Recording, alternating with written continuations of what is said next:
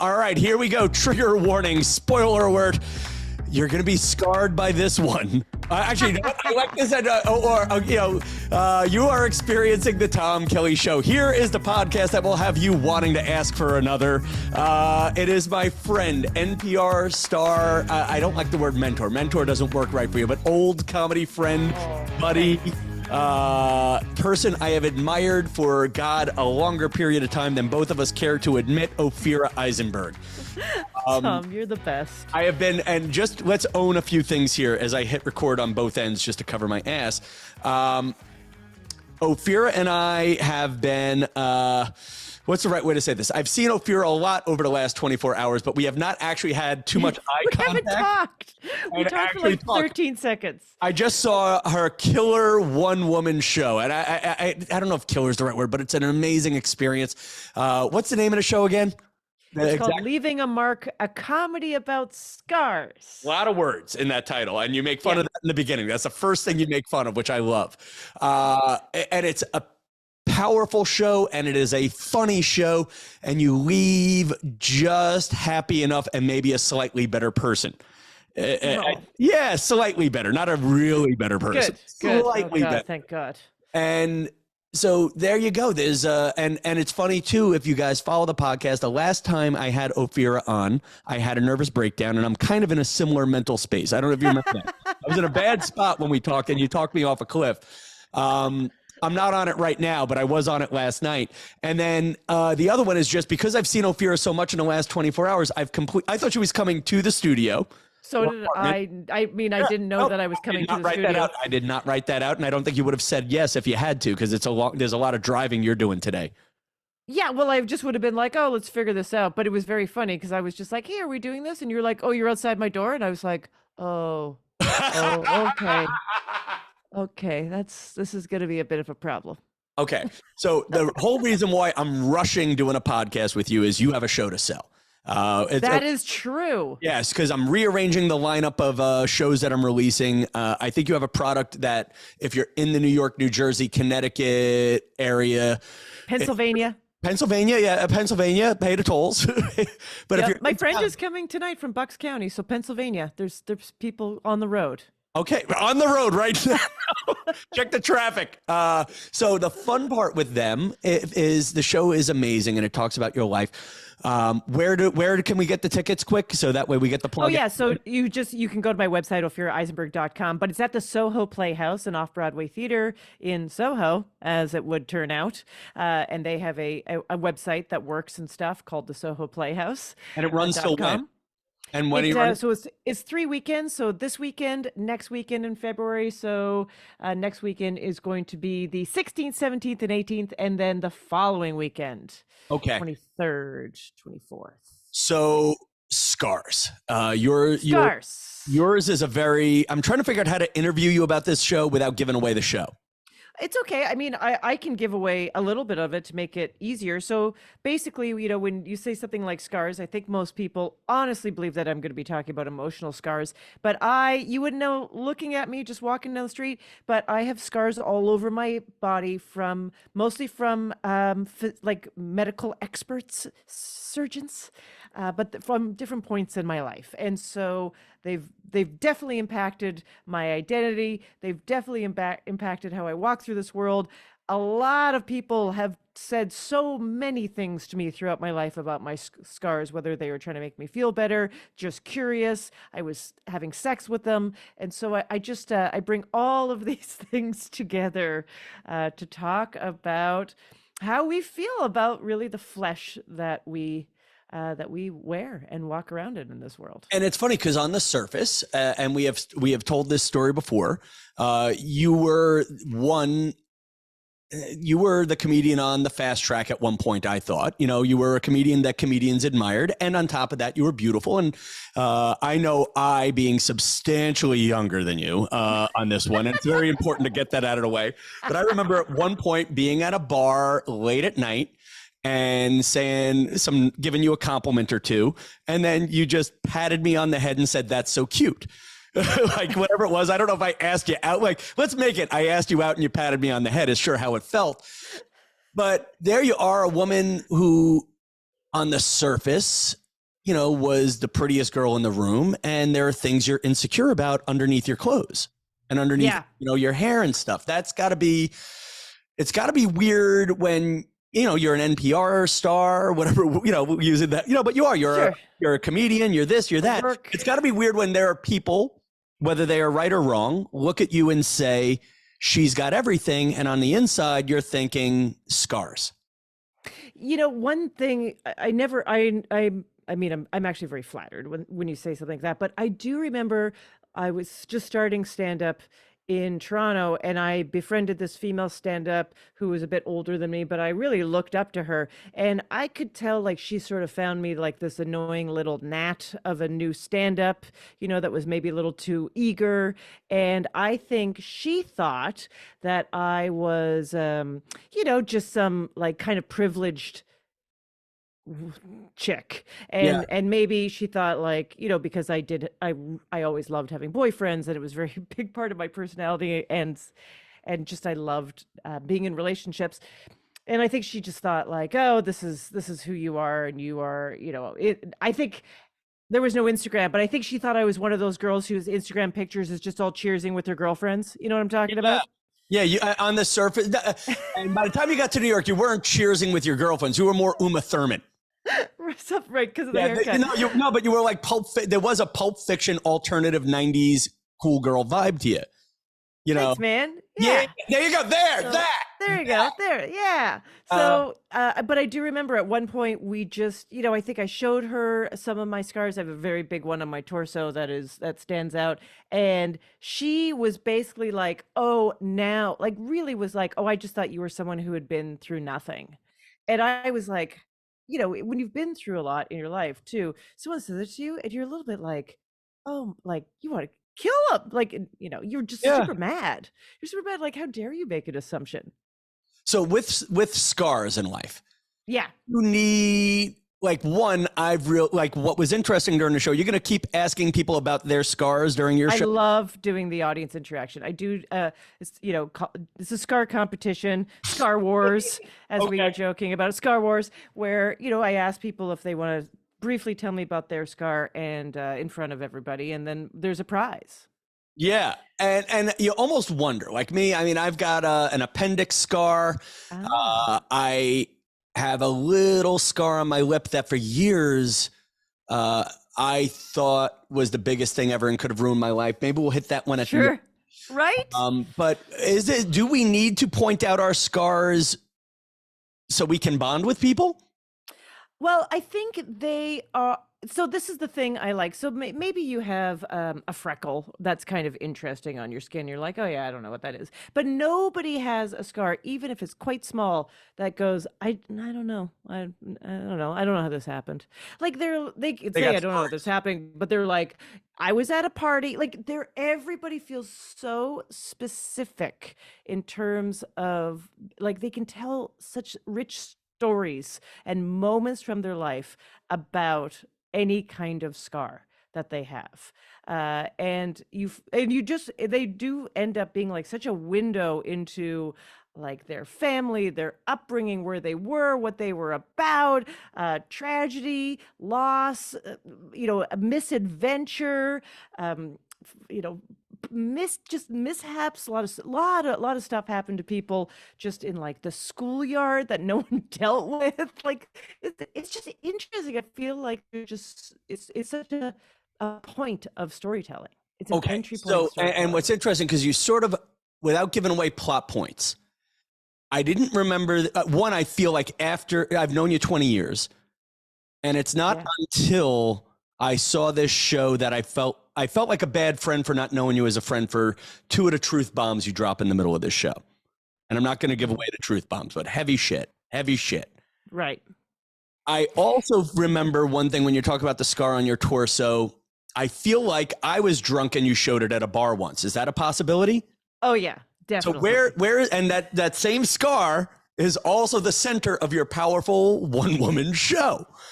Yeah, well, it is the center of my body, so it feels like it's the point. Well, now here's my point: where is the thin line between a scar being a battle story and a party trick? Great 'Cause you, question. I I've feel seen you like, now use it as both. yeah, I feel like, well, I think that's exactly the line. It should always be, healed, wounded, party trick, battle score, warrior, um, vulnerable, fragile. Like, I think that's what these are literally markers. What a scar is. It's always kind of fluctuating back and forth between those two things. I have other names for your show. Okay. Oh, fantastic. Because I don't think you love the name of your show. Or at least So that's your first it bit. was a whole process. It was a whole process. But yeah, Why? I'm Okay. not settled on it. Okay. Tell me about, yeah. So why this name? Because it is a wordy name. It's a wordy name. So it actually, I even did some crowdsourcing as to what the name was because I didn't want it to be hokey. There's like a lot of puns out there that are really fun that you could do with scars. There's like a Scar is Born. There's a Dancing with the Scars. Okay, because I have Scar Search. Scar Search is The great. Star Spangled Batter. I have Video Killed Ophira's Scar. That wasn't really a good one, but That's kind of funny. a lot of anything that rhymes so with much words. in there. There's a lot. Then I had Shooting Scar. Battle. Ooh, Scar. I like that. But I'd have no. I mean, honestly, there'd have to be gunshot wounds, or else the audience is going to go, "Why is it called that?" But not that I want there to be gunshot wounds. Crossing that off now. My favorite. Actually, I have two favorites. Battle Scar Galactica. Amazing. And then in honor of your NPR roots, Scar Talk. Scar Talk. So I did. Was that on the list? Yeah, Scar Talk. Well, there's a segment that I'm going to try. This show that I'm doing at the Playhouse. I'm also doing a couple of different experimental things with the show throughout the week, and one of them is to have a dedicated special guest that I interview who's got a really good scar story, and that segment is called Scar Talk. Okay, you really are bringing. So you're going to bring people up? Yeah. Who do you have coming up? Anybody I know? Christian Finnegan is going to do tonight. Christian Finnegan, okay. He talks about it on stage, but he quite recently had open heart surgery, basically. I know that. Okay. Yeah, and he talks about it. Yeah, so he talks about it on stage, and that's a big scar, and it's a relatively fresh scar, and scars and your attitude towards them too does really change over time. But the one thing that you said that hit me over the head was there's a point where you don't see the scar anymore. Yeah, because you just, it fades. It just fades from your vision just because I think, our eyes are wild, the kind of tricks they do. But if you just look at the same thing over and over and over again, how different it is or over, just over time, it literally disappears. Like I sometimes in my mind's eye, my torso does not have a scar on it. And it's not like my brain goes, wait a second, that's not you.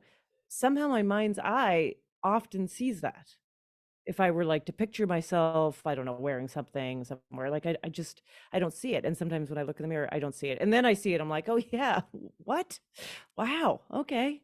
And I guess that's the question I ask you. Like I have an appendix scar and there was years where I didn't notice it, but I think that's just because my gut got bigger and it moved under a fold.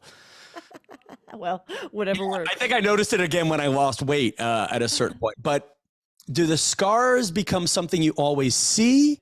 Do they blend in because it's a part of you, or is it acceptance?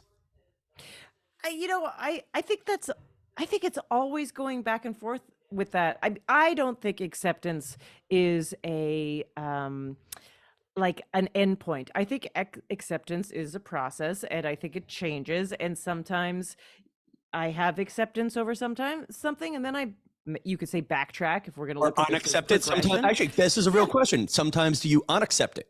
Yes, and I'm mad, and I can't believe that I had to go through that. The same way that if it was a friend, I would be like, why does that person have to deal with that stuff? That I just wouldn't it be nice if everything was like easy and we all just walk through life unscarred. But is that not the most unrealistic thing to say of all time? And what is that? Yeah. What even is that? So it's funny when you get into, I tend to fall for the unscarred or at certain points. And I just remember for the sake of the story, an ex of mine from college, her line was, she saw a pretty girl and she's like, something bad needs to happen to her. She's, Yeah. you I know, mean, that's pretty funny. But it is, there is something about, especially with storytelling, I obviously love that as a art form and a medium. And then there's a lot of people that do it. And I often even get requests for people to help. They want me to help them with their story. And I'm not going to say that I think something's happened to everybody. If you're as an adult, you've probably been through something. I don't think anyone's been like, yeah, no, scot free. Just, if that's you, then there is some great denial and, whatever. You don't have to examine your life, even though I think, was it Socrates that said that that's a waste? Anyways. and the magic of Ophira Eisenberg, was it Socrates? I don't know, Ophira, tell us, was it? But I just feel like sometimes when people want to tell stories and you're just like you actually have to go do something.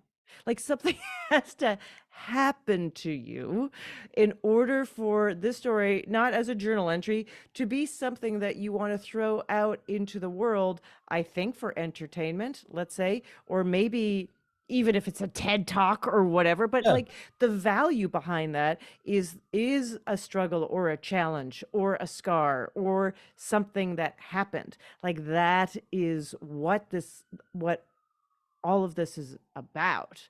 So to not have that, I mean, it's just unrealistic.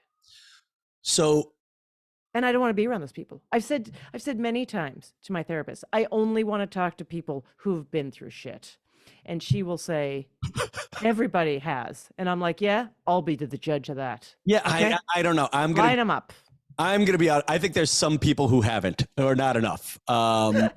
Maybe by 40, yes, but I'll argue first 30 years, there's some people who've been on the clouds.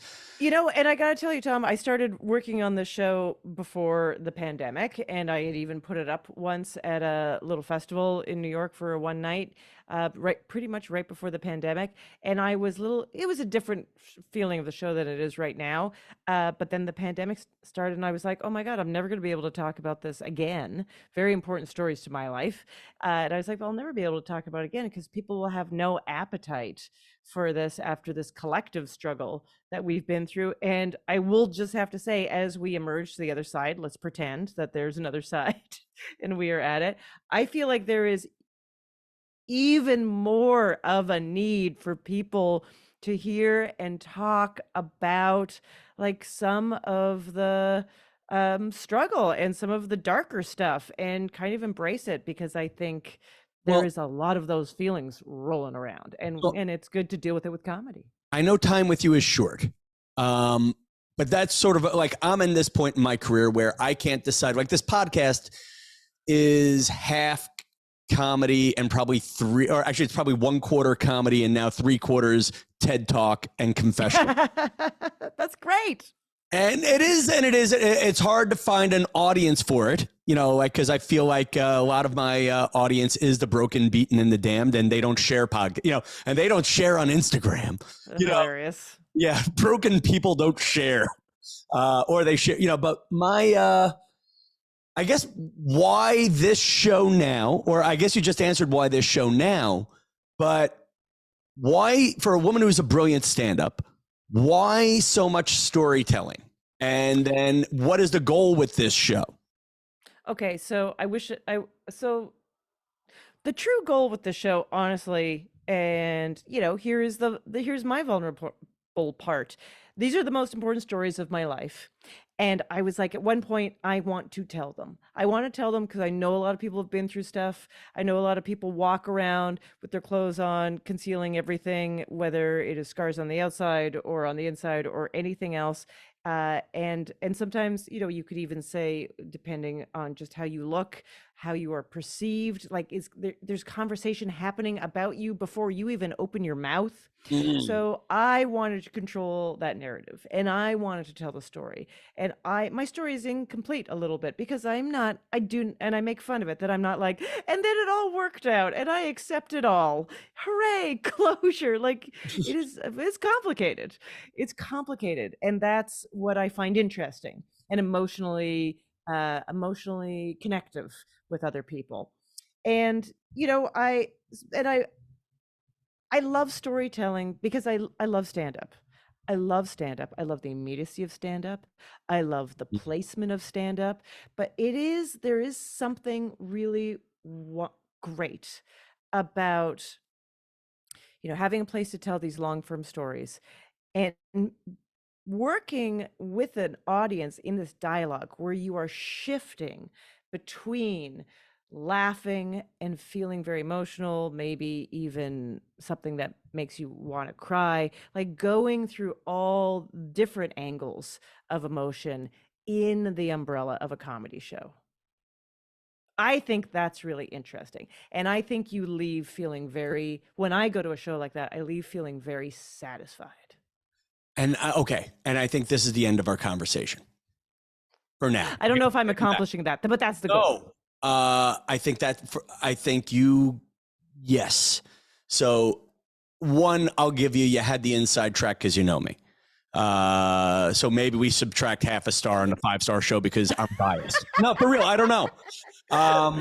But I think you mixed your 3 skills in the show. You mixed you opened with a monologue-ish or a scarologue. Yeah, but that's a good one. I don't know. I'm not topping Battlescar Galactica, and you already had Scar talk. But no, you open with fun, and you get heavy. Talk show in the middle. Heavy enclosure. I think you dropped in the one bomb I already knew about how awesome your husband is, where I married that guy. Now I love him twice, even though I think I've only met him once. And I guess, yeah, it's a show worth seeing. And I think I'll have you back again after this run, if it's okay with you, because I want to talk about how I can transition my own story into storytelling.